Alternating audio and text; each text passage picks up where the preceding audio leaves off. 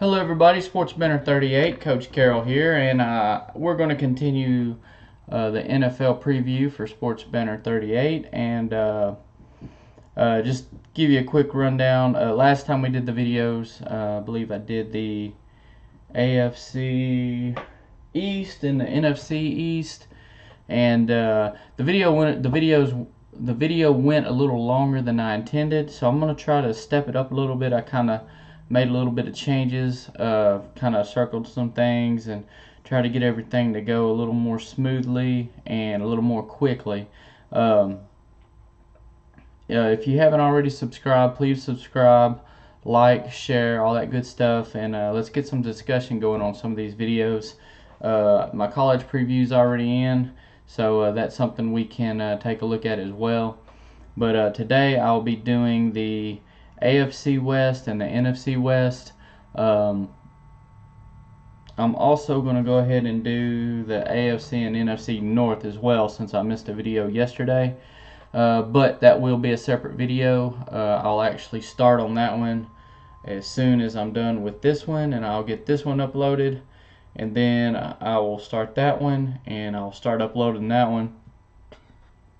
But once again, excuse the mess. We're actually moving, so we kind of got some things piled up, and we're going through things, getting ready to get out of here. Anyway, I'm going to go ahead and get started. We're going to start with the AFC West, and I'll start from the bottom. I'll give a few little bit of analysis of each team, and basically project what I think their record's going to be. I'm not going to go game by game. Just simply because in the NFL, it's just they could win or lose any game, any week. So I'm just going to basically have a guesstimation on what I believe their record will end up being. And then when I'm done with all the previews, we're going to go through, based on what I gave their records, figure out which playoffs, who's going to make the playoffs, and the seeding and all that good stuff. And then I'll do a separate video of who's going to win who I have winning through the playoffs and who I have winning the Super Bowl. So go ahead and get started with the AFC West, and we're going to start with the Chiefs. I've got the Chiefs on the bottom of the AFC West, and I know they've got a good supporting cast and all those good things. A key to me, one of the reasons why I don't really like the Chiefs, they have Pat Mahomes coming in, starting at quarterback, and they did trade Alex Smith. Now, I fully get that Alex Smith is only going to be able to get you to a certain point, but I believe he's better than Pat Mahomes. I know Pat Mahomes is probably more of a wide-open pass-type offense, and they're pinning everything on him. Unfortunately, I'm not sold on Pat Mahomes. I don't know what he can do. He was in an air-it-out offense at Texas Tech, but how many quarterbacks go to Texas Tech and have panned out at all in the NFL? In fact, I can't even sit here and think of one quarterback from Texas Tech who has come to the NFL and just tore it up or had an air-happy offense like he did in college with his NFL team. So, the kid may be talented and all that good stuff, but I don't even feel like he was the best quarterback in the draft. I feel like Deshaun Watson was before the draft even happened, but it is what it is, and we'll see what they do. Me personally, I don't see them doing that well. They did bring in Sammy Watkins, which should be good, but, they lost Derek Johnson, really good linebacker. I think that hurts them. Of course, they still got Eric Berry. I believe Eric Berry will still be a force at his safety position. Travis Kelce, he's one of the better tight ends in the league. I could be wrong on this, but I'm putting them at last just simply because I feel like at quarterback they're just not going to be very good.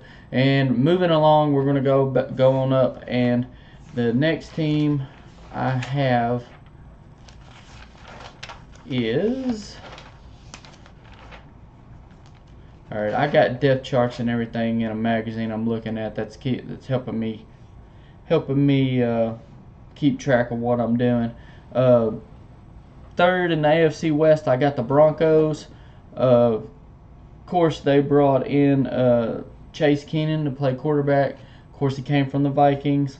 He was 11. He basically had an 11-3 run as a starter in Minnesota.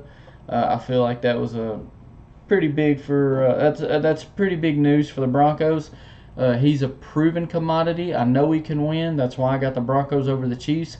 I don't know anything about Mahomes yet. I don't personally not sold on him. Do I think Chase Keenum is a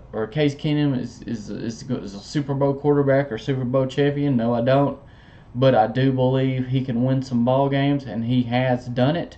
So for those reasons, I got the Broncos.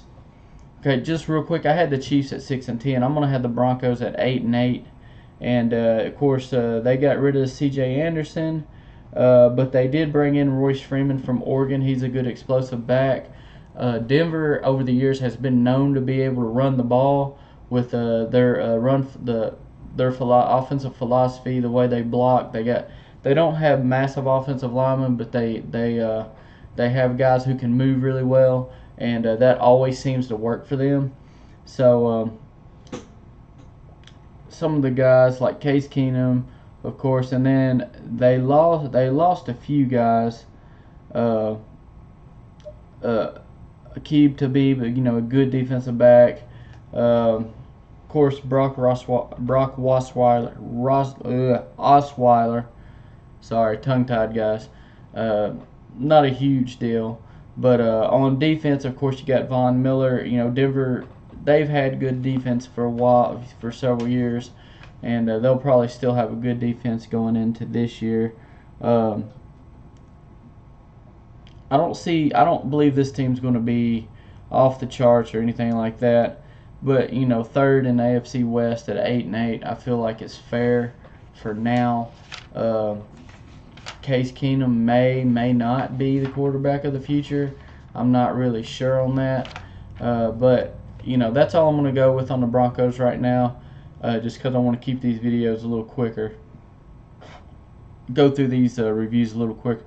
Excuse me. Moving on, at number 2 in the AFC West, I have the Chargers. A lot of people's favorites to win this division. Excuse me, guys. I don't know what the deal is. I'm just tired today. But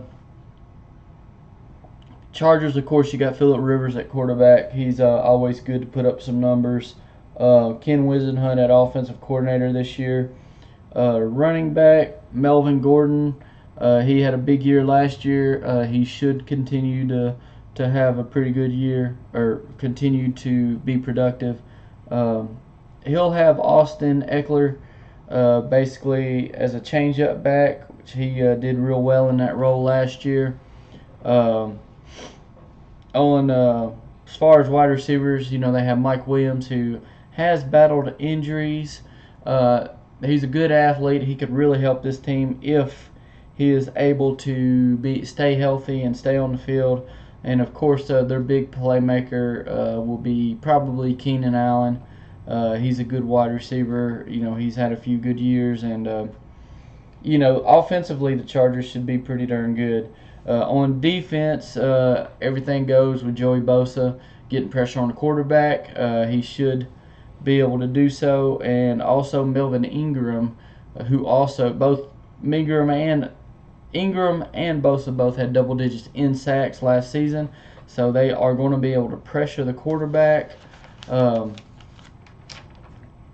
All around, they look like San Diego looks like they have a pretty good team. Like I said, a lot of people, a lot of publications are picking the Chargers to win this division. I got them at second, not because I feel they're not any good, just because I feel my first place team is going to be a little bit better. But I got the Chargers at 10-6, likely playoff spot, and that leaves one team to be first in the division, which I have the Raiders. It's not because I'm buying into the Gruden hype, although I do believe he will come back and be a decent coach, just simply because he has studied the game from the outside perspective, and he's got connections. A lot of his former proteges are doing really well in the NFL. Sean McVay, his brother Jay Gruden, of course Greg Olson, his offensive coordinator. I believe he's going to be able to add his spin onto what these guys have been doing, and I feel like he'll be successful. Offensively, of course they've still got Derek Carr at quarterback. That's a no-brainer. That's their franchise quarterback. Marshawn Lynch will be back at running back. I know Gruden's going to want to utilize him a lot, pounding the ball. But on top of that, they also brought in Jordy Nelson at wide receiver. They'll go along really well with Amari Cooper, barring his health, and Martavius Bryant from the Steelers. And offensively, they should be pretty explosive. They also have Doug Martin coming in, and so let's see, that's Martin. Yeah, there's another running back they had. Let me see their draft real quick. Okay, yeah, they'll have Doug Martin coming in to pick up some duty at running back, and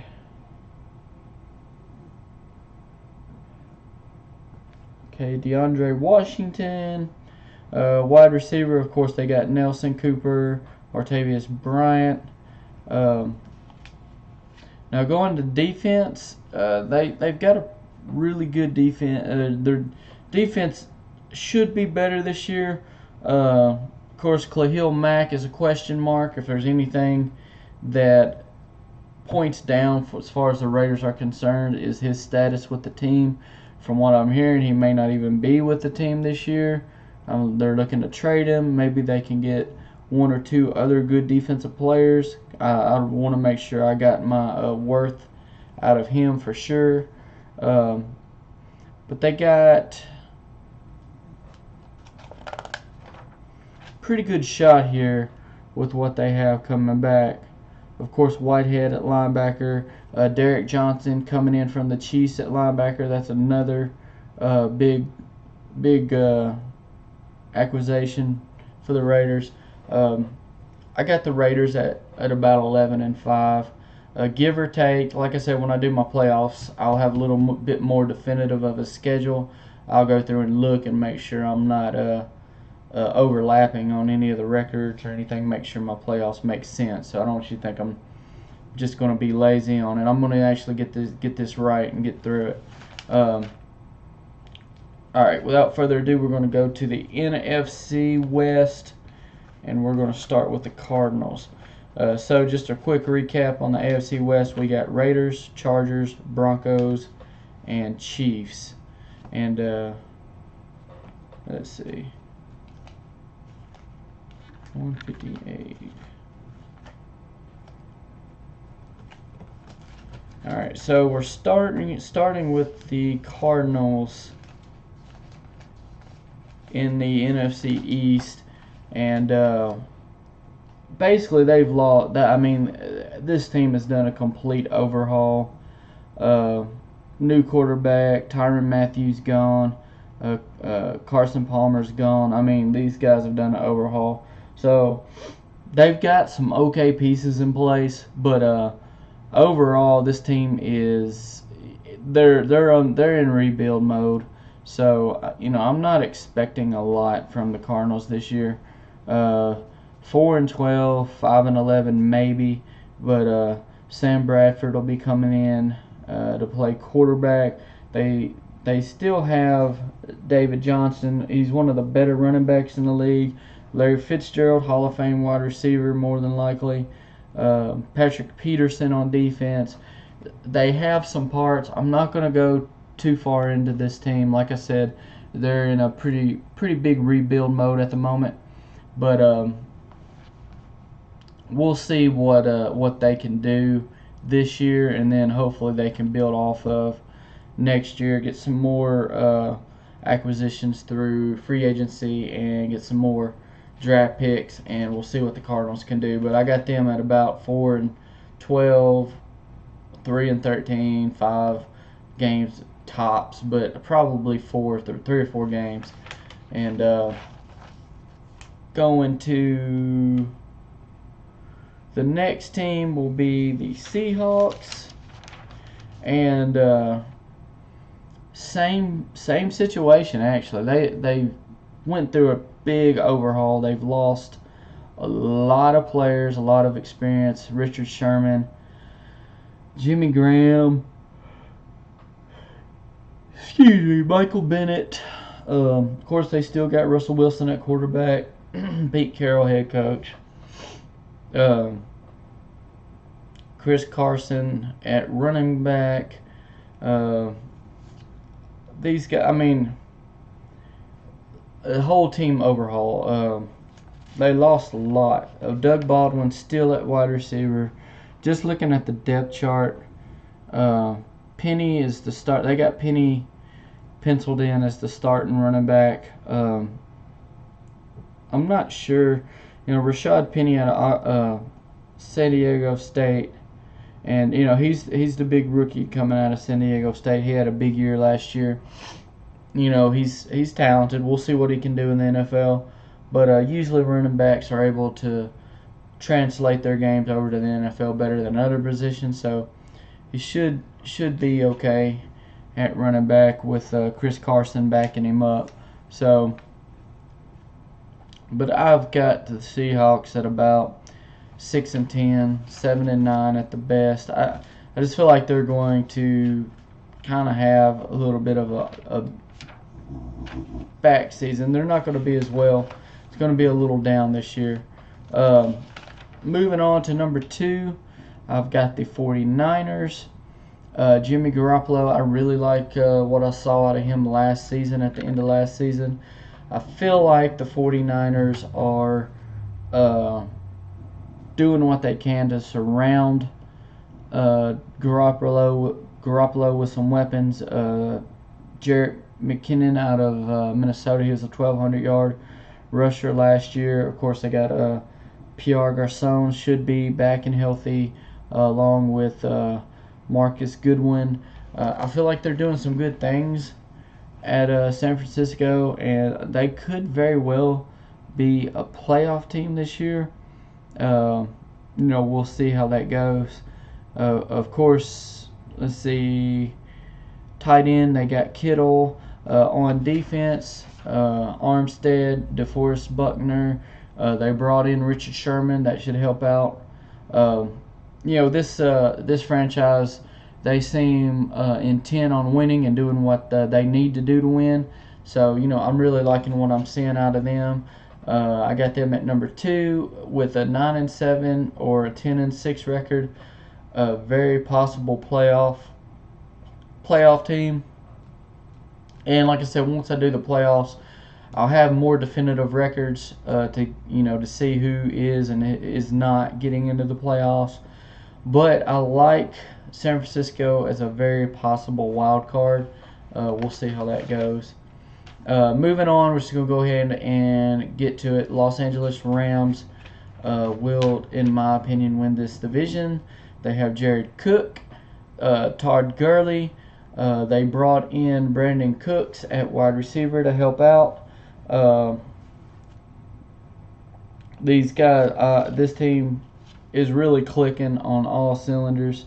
Of course, Aqib Talib at cornerback. Ndamukong Suh brought in to complement Aaron Donald on the defensive line. Going back to offense real quick, Cooper Kupp at wide receiver. Looks like I believe this team is the clear-cut favorite in the NFC, with Goff and Gurley and Cooper Kupp and Brandon Cooks. I feel like they've done everything they need to do to make the team a little better from last year, and I believe it's going to be enough to propel them a little further. 13-3 is what I got the Rams at. They're far and away the best team in this division, and Jared Goff is starting to show that he is the guy in Los Angeles for the Rams, and I don't really got a whole lot else to say about the Rams, other than the players that they've brought in. I'll take a look at their draft real quick anyway. Let's see. They didn't have their first pick was like a third rounder. They got Joseph Noteboom, offensive tackle out of TSU. So they didn't blow it up in the draft, but they do.